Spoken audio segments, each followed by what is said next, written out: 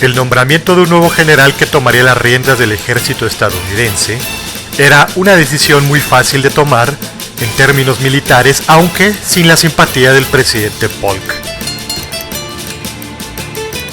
El petulante general Winfield Scott fue elegido para comandar el llamado Ejército del Sur, que se acantonó en Puerto Isabel, Texas, esperando refuerzos provenientes de las tropas del general Zachary Taylor estacionadas en el norte de México. En febrero de 1847, los barcos de guerra estadounidenses zarparon rumbo al puerto de Veracruz. Toman el puerto de Tampico, Tamaulipas, y para el 5 de marzo divisaron las torres de coral blanco del castillo de San Juan de Ulúa. Comenzaba así el asedio al puerto jarocho y la segunda fase de la guerra contra los Estados Unidos.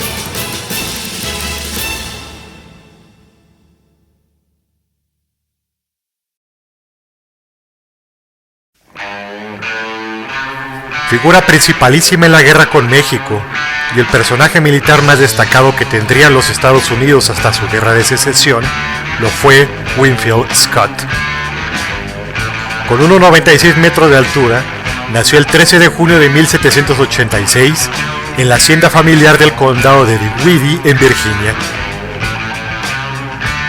Educado para abogado, Winfield Scott se enroló en el ejército y participó en la guerra de 1812 contra los ingleses. Es por esos años cuando Scott recibió el apodo de viejo fastidioso y pomposo por su fama en el estricto cumplimiento de los reglamentos y por su carácter vanidoso. Después de la guerra contra México, Winfield Scott se convirtió en héroe nacional y en 1852 fue candidato perdedor a la presidencia de los Estados Unidos por su reputación antiesclavista. En 1861 es comandante general del Ejército de los Estados Unidos en los inicios de la Guerra de Secesión. Y aunque no tomó parte activa en la contienda por su edad avanzada, el general Winfield Scott vivió lo suficiente para ver derrotados a los confederados con la estrategia militar ideada por él, llamada Plan Anaconda, y morir en 1866 a los 79 años de edad en su amada Academia Militar de West Point.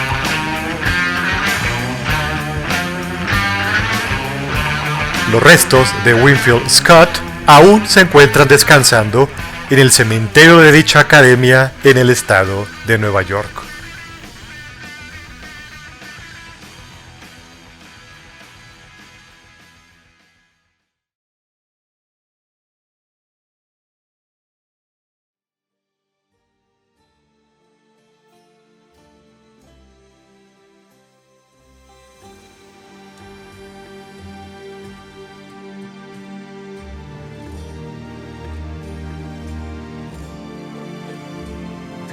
El sitio de Veracruz fue, francamente, un exceso brutal de fuerza por parte del general Scott, donde la población civil sufrió la peor parte. Los generales mexicanos Juan Esteban Morales y José Juan Landero, comandantes de la plaza, contaban con 4,000 hombres repartidos entre la ciudad y el fuerte de San Juan de Ulúa, con unas cuantas piezas de artillería. Las tropas invasoras sumaban 12,000 soldados de infantería entre voluntarios y regulares y los cañones de la Armada estadounidense.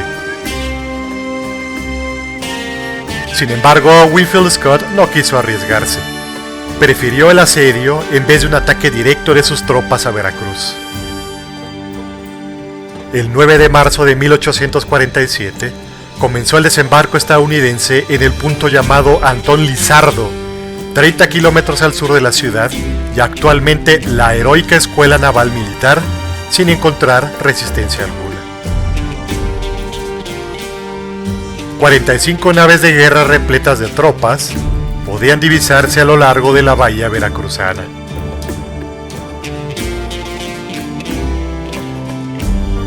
Fue el primer desembarco anfibio exitoso a gran escala de hombres y equipo en la historia militar en tierra firme. Esos soldados anfibios se han vuelto ampliamente conocidos a lo largo de las guerras estadounidenses como los Marines o tropas de infantería de marina de los Estados Unidos.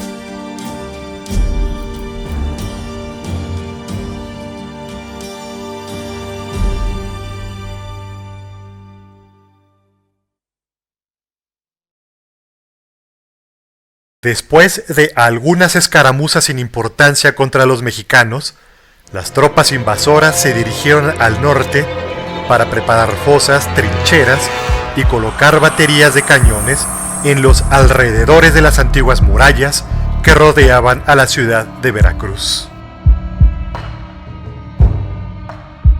Era una maniobra envolvente para evitar cualquier auxilio por tierra a la ciudad y minimizar los daños causados por los cañonazos lanzados desde el fuerte de San Juan de Ulúa contra sus posiciones.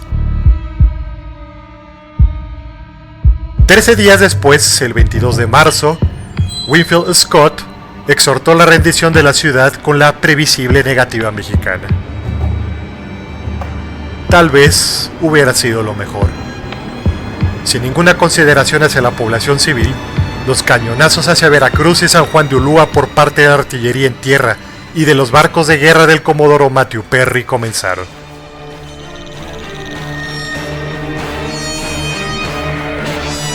Según el historiador y periodista mexicano Carlos María de Bustamante, más de 1000 cañonazos fueron lanzados a Veracruz. Unos obuses destruyeron el edificio de correos y otros alcanzaron un hospital. 5 días después, el resultado del ataque fue la destrucción de la ciudad y un saldo de 500 a 1000 personas muertas y heridas, en su gran mayoría civiles y relativamente pocas de militares. Cuenta Bustamante. ¡Cuánta desolación! Por todas partes se ven charcos de sangre, huesos y pedazos de carne de las infelices víctimas del fuego enemigo. Imposible parece que sean tan bárbaros los americanos, que en lugar de venir a medir sus fuerzas cuerpo a cuerpo con nosotros, incendien la ciudad como lo están haciendo. El inspector general del ejército de los Estados Unidos, el coronel Ethan Allen Hitchcock, anotó en su diario: Nunca olvidaré el fuego horrible de nuestros morteros, dirigiéndose con una certeza terrible y estallando con tonos macabros en el centro de las viviendas. Era horrible. Me estremezco solo al pensar en ello.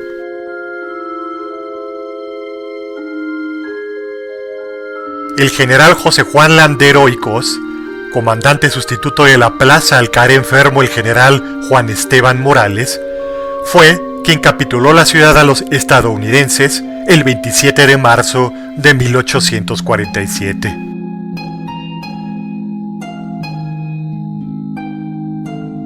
Dos días después, el coronel Hitchcock traspasó las murallas de Veracruz y anotó en su diario la impresión que le dejó. La ciudad está prácticamente en ruinas, edificios incendiados cuyos restos no son más que paredes ennegrecidas, otros destruidos y hechos pedazos. Pocos vecinos han permanecido, quedando solo la gente más pobre y soldados de aspecto tan miserable como nunca antes lo había visto. El coronel Hitchcock habrá estado horrorizado, pero al fin soldado, no tenía más remedio que cumplir órdenes. Y órdenes fueron las que recibió del general Winfield Scott, no se sabe con certeza si en Veracruz o Puebla, para redactar un manifiesto en inglés y español dirigido a los mexicanos. El trasfondo de su lectura anticipa la contradicción moral que reclamará siempre a la conciencia del pueblo estadounidense por su política exterior.